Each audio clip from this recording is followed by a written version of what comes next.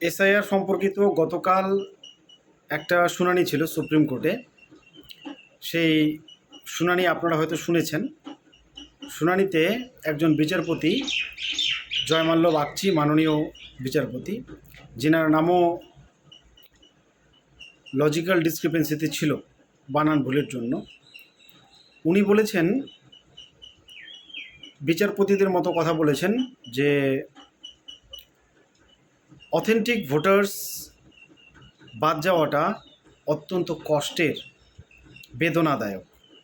কথাটা সত্যি। অপরদিকে অন্য যতগুলো ইস্যু তোলা হয়েছিল লয়ারের তরফ থেকে, সেগুলো বলতে গিয়ে সুপ্রিম কোর্টের প্রধান বিচারপতি যেমনটা উত্তর দিয়েছেন, তাতে করে আমার যেটা মনে হয়েছে সেটা হচ্ছে উনি ধরে নিয়েছেন যে লয়ার মানে কোনো পলিটিক্যাল মানে ওই লয়ার স্পেশালি বা যে কেসগুলো হয়েছে সেই কেসগুলো কোনো পলিটিক্যাল পার্টির তরফ থেকে ফাইল করা হয়েছে, মানে পাবলিক ইন্টারেস্ট নেই এখানে। ওনার কথাগুলো শুনে আমার তাই মনে হয়েছে ব্যক্তিগতভাবে, এটা আমার ব্যক্তিগত মত। আপনারা শুনে থাকবেন, কিংবা যদি না শুনে থাকেন এখনও শুনবেন, দেখবেন গতকালকের রায় শুনে আপনাদের এটা মনে হবে। এবার ফিরে আসি মাননীয় জয়মাল্য বাগচির কথায়, যে অরিজিনাল ভোটার, অথেন্টিক ভোটার, খাঁটি ভোটার বাদ যাওয়াটা ব্যথার, বেদনার। তার মানে এখানে কিন্তু স্বীকারোক্তি আছে, সুপ্রিম কোর্টের বিচারপতিদের মুখে স্বীকারোক্তি আছে যে অথেন্টিক অরিজিনাল ভোটার্সরা বাদ গেছে। মানে প্রমাণ তো লক্ষ লক্ষ আছে। মানে উনাদের কাছে এই বার্তাটা হয়তো নেই, এটা সাধারণ জনমানুষের ধারণা হতে পারে, যে সাধারণ পাবলিক হয়তো ধারণা করেছে যে সুপ্রিম কোর্ট এই বিষয়গুলো জানে না। কিন্তু গতকাল এই কথাটার পর থেকে এটা তো পরিষ্কার যে উনারা অনেকাংশে জানে। তা না হলে এই কথাটা বেরিয়ে আসবে কেন যে অথেন্টিক ভোটার বাদ যাওয়াটা বেদনাদায়ক? এক নম্বর কথা। দুই নম্বর কথা, সুপ্রিম কোর্টের প্রধান বিচারপতি আবার বলেছেন, আমি স্ক্রিনে দেখাচ্ছিও সেই স্ক্রিনশটগুলো দেখুন, বলেছে যে নাম ডিলিট হওয়া মানে আপনি তো পার্মানেন্ট ডিলিটেড নন। এই ভোটটা না দিতে পারা মানে আপনি আর ভোট দিতে পারবেন না, এমনটা তো নন, এমনটা নয়। এটা বলছেন সুপ্রিম কোর্টের প্রধান বিচারপতি। আপনার নাম ডিলিট হয়েছে, এই ভোটটা দিতে পারবেন না, তাতে কি তাতে কি পরে আবার ভোট দিতে পারবেন? মানে এটা আশাতীত কথা, এটা আশাতীত কথা মিলর্ড। সাধারণ পাবলিক এর অভিযোগ অনুযোগ জানানোর শেষ স্থান হচ্ছে সুপ্রিম কোর্ট, তারপরে আর কিছু নেই। তাহলে যখন এক প্রকার এটা প্রমাণিত, এটা প্রমাণ পাওয়া যাচ্ছে যে এসআইআর যে প্রক্রিয়ায় হওয়ার কথা ছিল, ইসিআই নিজের কথা রাখেনি, এটা তো প্রমাণিত। কারণ আপনারা যদি এটা বলে থাকেন যে আপনি ডিলিট হওয়ার পর এই ভোটটা না দিতে পারলেও পরবর্তীতে ফিরে এসে আবার পরের ভোট দিতে পারবেন, তার মানে তো স্বীকার করে নিচ্ছেন যে ইসিআই যে কথাটা বলেছিল, এক ভি সহি ভোটার সূচি সে নেই হটনা চাইয়ে, ডিলিট নেই হোনা চাইয়ে, সেটা তো হয়েছে। তাহলে এখানেই কিন্তু এই কাজটা সুপ্রিম কোর্ট করতেই পারত, যে যেহেতু প্রক্রিয়াটা স্বয়ং সম্পূর্ণ নয়, ত্রুটি বিচ্যুতি ঘটেছে, তাহলে যে খসড়া তালিকা সেটার উপরে বেস করে, কিংবা 2025 সালের যে তালিকা সেটার উপরে বেস করে ইলেকশনটা হয়ে যাক, এবং এসআইআর প্রক্রিয়া যেভাবে চলছে সেভাবে চলুক।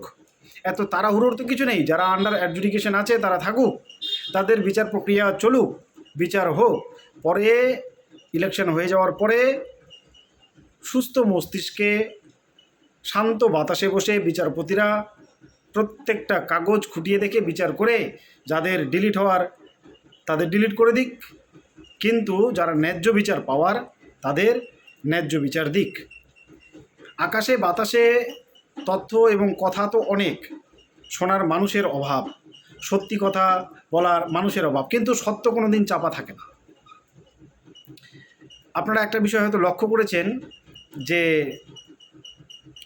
গণহারে ফর্ম 6 জমা পড়ছে রিসেন্ট টাইমে, একদম রিসেন্ট টাইমে, আপনারা সোশ্যাল মিডিয়ায় দেখে থাকবেন, এবং সোশ্যাল মিডিয়াতে এই তথ্যটাও আপনারা হয়তো পেয়ে থাকবেন যে আধার কার্ডে অ্যাড্রেস চেঞ্জ করা যায়, সেই অ্যাড্রেস প্রমাণ আমার কাছে আছে।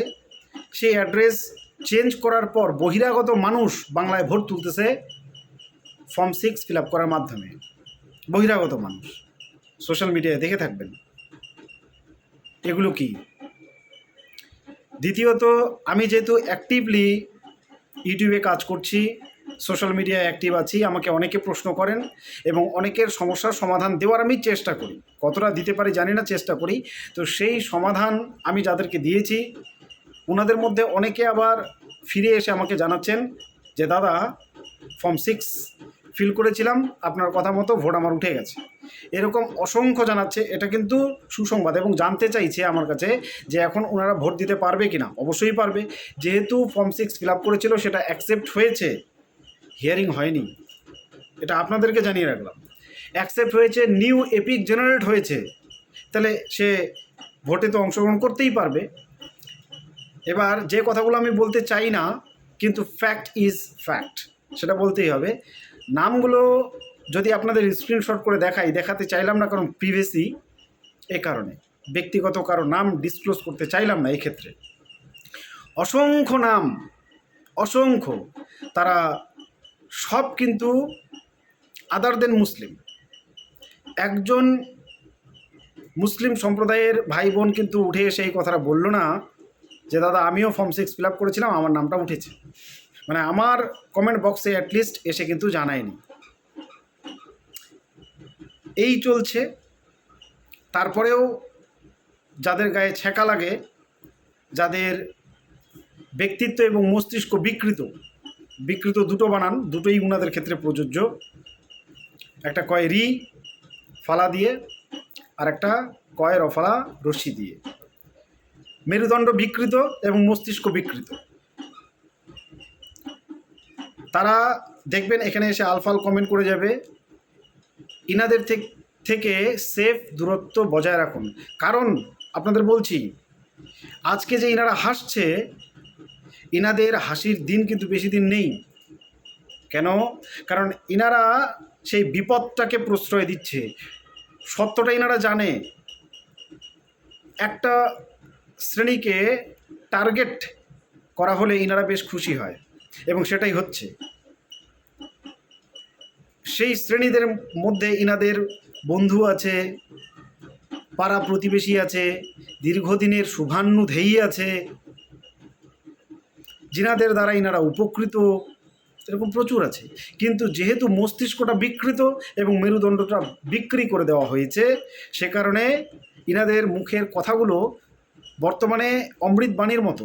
ইনাদের কাছে কিন্তু সেটা যে অবৈধরা বাদ গিয়েছে, অবৈধরার তালিকায় ঠাঁই পেয়েছে অনেকাংশে, বৈধরা বাদ গিয়েছে বেশি অংশে। এনারা জানে এই যে অবৈধ কাজ, এই কাজটাকে ইনডিরেক্টলি এই যে ইনারা সাপোর্ট করছে, ইনারা যে নিউটনের 3rd ল সেটা ভুলে যাচ্ছে যে প্রত্যেকটি ক্রিয়ার সমান ও বিপরীত প্রতিক্রিয়া থাকে। ঘুঁটে পড়ে গোবর হাসে। এদিকে ঘুঁটে পুড়ছে, গোবর হাসছে, কেমন মজা। এই গোবর জানে না যে আরেকটু রোদ উঠলে কিন্তু ঘুঁটে তুই হবি, এবং নেক্সট পালাটা তোর। And you are the main target. Already you are targeted, মানে অলরেডি তোমাকে কিন্তু বিকৃত করে দেওয়া হয়েছে। তুমি একটা পঙ্কে জন্মে যা, মানে একটা পচা জায়গা থেকে জন্ম যার, অত্যন্ত কর্দমাক্ত জায়গায় যার জন্ম, তাকে বেছে নিয়েছো এবং হিংসা বিদ্বেষ ছড়ানোর জন্য, এবং ভাবছো সেই হিংসা বিদ্বেষ ছড়িয়ে যাওয়ার পরে তুমি সেফ থাকবে। মনে রেখো, लगेगी आग तो आएंगी घर कई जद में, लगेंगी आग तो आएंगे घर कई जद में, यहाँ पे सिर्फ डिलीट जो हुए उनका मकान थोड़ी है। এই বিপদ যখন হবে ভাই, বন্ধু, সময় রয়েছে, চক্ষু মেলো, বাস্তবটাকে দেখো, সত্যটাকে সত্য, মিথ্যাটাকে মিথ্যা বলতে শেখো। এটা মানুষ হিসেবে কর্তব্য। আপনি যদি ধর্মে বিশ্বাসী হন তাহলে ধর্ম আপনাকে বলে সত্যবাদী হতে, মিথ্যাকে প্রশ্রয় দিতে না। তাহলে সত্যটাকে বলতে হবে, জানতে হবে। অনেকগুলো তথ্য বাতাসে কান পাতলেই আপনি সব শুনতে পাবেন এবং বাস্তবতাটা চোখ দিয়ে দেখতে পাবেন। সমাজকর্মী একজন, তিনি সুপ্রিম কোর্টের বিচারপতিদের সম্পর্কে কি বলছেন আপনারা শুনলে হতভম্ব হয়ে যাবেন। আমি চেষ্টা করব একটুখানি দেখানোর, শেষে আপনারা দেখবেন। তার আগে এই যে প্রসেসটা চলছে, এখানে বিভিন্ন বিএলও, ইআরও, এইআরও থেকে এই প্রসেসের সঙ্গে যারা জড়িত তাদের কথা একটু না বললেই নয়।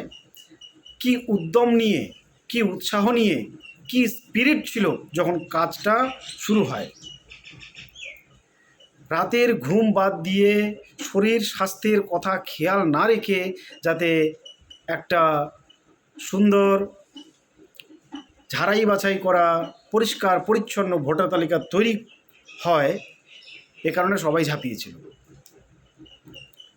আজকে সেই কর্মীদের মধ্যে যারা আপ্রাণ চেষ্টা করেছিল একটা স্বচ্ছ ইলেকটোরাল রোল তৈরি করার কাজে সহযোগিতা করার, তাদের মধ্যে অনেকেই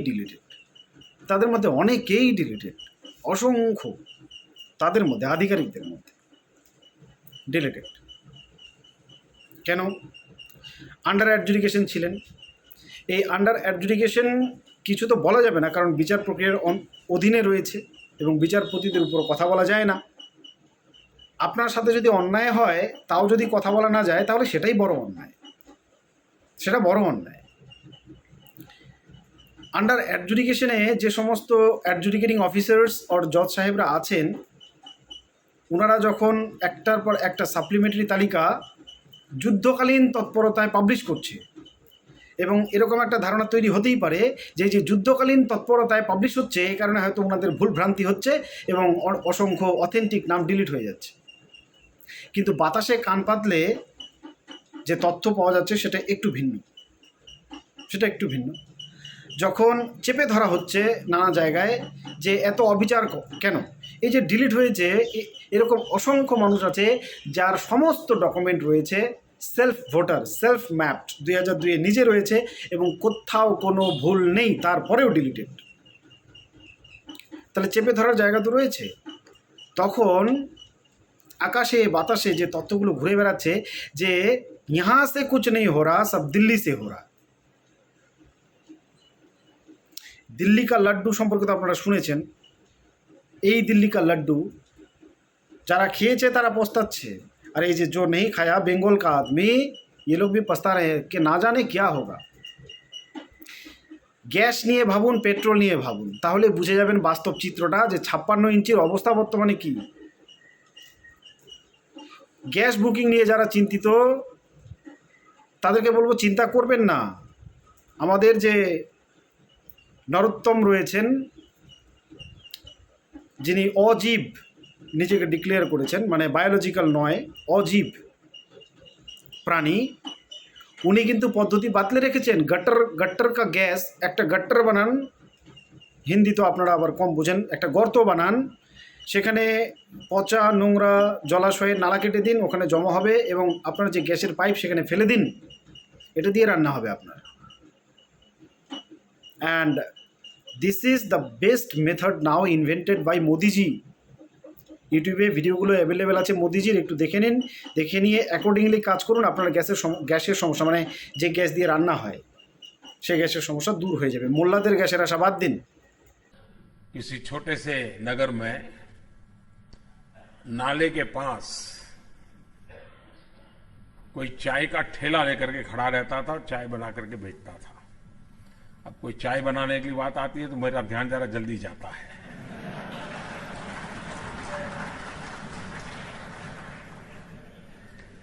और वहीं पर उनके एक नाली, गंदी नाली जाती थी। अब इसके दिमाग में कोई विचार आया उसने उस नाली में, स्वाभाविक ये गंदी नाली होती, वहां गैस भी निकलता है तो कभी दुर्गंध आती थी, उसने एक छोटी सी बर्तन को उल्टा करके उसमें छेद करके एक पाइप डाल दी और जो गटर से गैस निकलता था वो पाइपलाइन से उसके अपने चाय के ठेले में ले लिया और वो चाय बनाने के लिए उसी गैस का उपयोग कर करके चाय बनाता था। सिंपल सी टेक्नोलॉजी, यानी कैसे उपयोग होता है। वैसे चाय वालों का काम ये ज्यादा रहता है। মোল্লাদের গ্যাস আবার ভারতে না ঢুকলে আবার রান্না হচ্ছে না, এটা একটু মোল্লাদের গ্যাস বয়কট করুন, দরকার নেই আমাদের। मोदी जी ने हम लोगों को उपाय दिया है, उसी उपाय से हम लोगों को चलना है। गट्टर का गैस से अब लोग पकाइए, खाना हो जाएगा।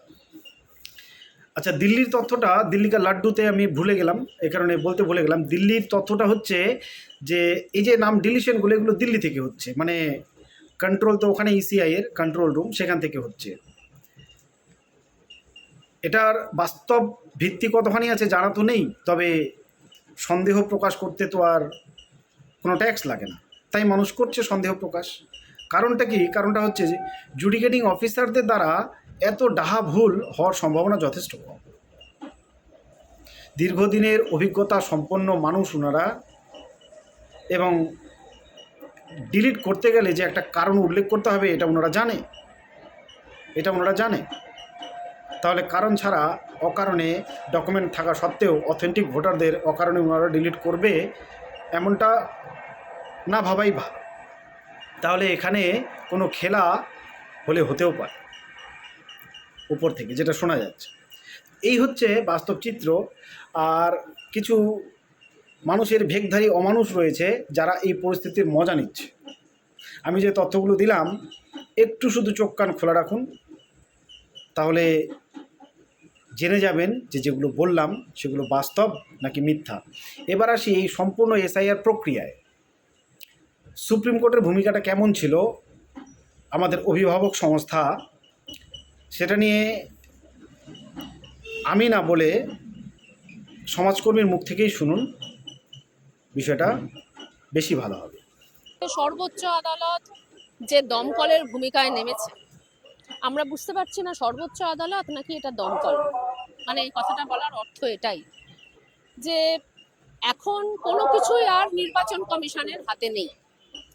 সর্বোচ্চ আদালত ওই জ্ঞানেশ বাবুদের যে ব্যাকরণ, তারা যে লক্ষণ রেখাটা টেনে দিয়েছিলেন, সেই লক্ষণ রেখাটাকে স্বীকার করে এই দ্রুততার সঙ্গে, এই যাকে বলে দমকল আগুন লাগলে যে দ্রুততার সঙ্গে এসে আগুন নেভায়, প্রায় সেই দ্রুততার সঙ্গে তারা আজকে ভোটার তালিকা বার করছেন। কেন? সর্বোচ্চ আদালতের কি এইটুকু হুঁশ হলো না যে গ্রাম গঞ্জ শহর সেই আগুন লাগেনি যার জন্য 1 মাসের মধ্যে, 15 দিনের মধ্যে, 20 দিনের মধ্যে এই লক্ষ লক্ষ কোটি কোটি মানুষের নাম বার করতে হবে? তারা কেন এটা বললেন না যে না, এখন এটা করা যাবে না, আমরা 2025 সালের তালিকা অনুযায়ী নির্বাচন কমিশনকে নির্বাচনটা চালাতে হবে, পরিচালনা করতে হবে? কারণ তারা ফেল করেছে, নির্বাচন কমিশন ফেল করেছে। তারা যে দাবি করেছিল তারা করতে পারবে, তারা ফেল করেছে। তাহলে ওরা ফেল করলো, ওর দায়িত্ব কেন সর্বোচ্চ আদালত নেবে? কেন সর্বোচ্চ আদালত নির্বাচন কমিশনের যে ম্যানুয়াল, পিপলস রিপ্রেজেন্টেশন অ্যাক্ট 1950, এই যে দুটো আইন, এই যে দুটো রুলস, এই দুটো রুলস মেনে তারা বলতেই পারতো যে ফিজিবল হয়নি এবং নেসেসারি হয়নি, এই দুটো শব্দ আছে, তার মানে সম্ভব হয়নি এবং প্রয়োজন হচ্ছে না, অতএব আমরা 2025 সালে তালিকা অনুযায়ী ভোটটা করব। এটা তারা না করে কোটি কোটি মানুষকে বিপদে ফেলছে, সংখ্যালঘুদের বিপদে ফেলছে, মেয়েদের বিপদে ফেলছে। আমরা জানি যে ব্রাহ্মণ ছাড়া সবাই চণ্ডাল, সনাতনীদের ভাষায়, আর মেয়েরা তো চণ্ডাল বটেই। মেয়েরা ভোটাধিকার পাওয়ার জন্য বহু সংগ্রাম করেছে গোটা পৃথিবী জুড়ে। আজকে আমরা ভোটাধিকার পেয়েছি, সনাতনীরা বলছে না বাপু তোমরা চণ্ডাল। সেই দক্ষিণ 24 পরগনার সেই হিন্দু মেয়েটা যে স্বামী পরিত্যক্তা, যে লোকের বাড়িতে বাসন মেজে তার সন্তান মানুষ করেছে, আজকে বলছে তার নামটা নেই। মুর্শিদাবাদের সেই মুসলমান মহিলা যার টাইটেল খাতুন না বানো না বেগম না বেওয়া, এই নিয়ে তার নাম বাতিল করে দিল সর্বোচ্চ আদালতের। জ্ঞানেশ বাবুর না হয় কোনো হুঁশ নেই, সর্বোচ্চ আদালতের কেন এই হুঁশ থাকলো না? তাহলে এই সমালোচনাটা আমরা করছি তাদের, যে এখনো সময় আছে, আপনারা ঘোষণা করুন যে না আমরা ফেল করেছি। একটা সাইন করা নিয়ে আপনাদের মধ্যে এত ঝঞ্ঝাট। আমরা 2025 সালের তালিকা অনুযায়ী ভোটটা করব। আপনারা যদি অবিলম্বে এটা করতে পারেন তাহলে আমরা এটা বলতে পারবো যে হ্যাঁ, সংবিধানকে রক্ষা করলো সর্বোচ্চ আদালত।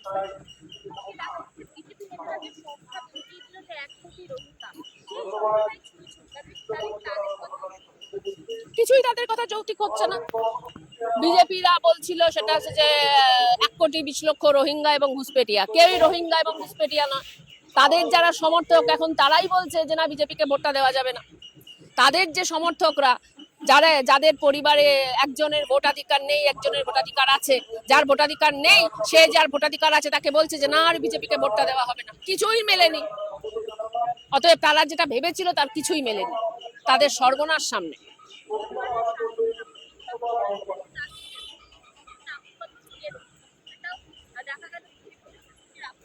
না, কিছুই হলো না। এতদিনে মতুয়ারা বুঝলেন যেটা, যে শান্তনু ঠাকুর তাদের নিয়ে একটা সুইসাইড স্কোয়াড বানিয়েছিল। এখন মতুয়ারা এটা বুঝতে পারছেন। অতএব সামনের নির্বাচনের জন্য শান্তনু ঠাকুররা প্রস্তুত থাকুন, 2026 এবং 2029।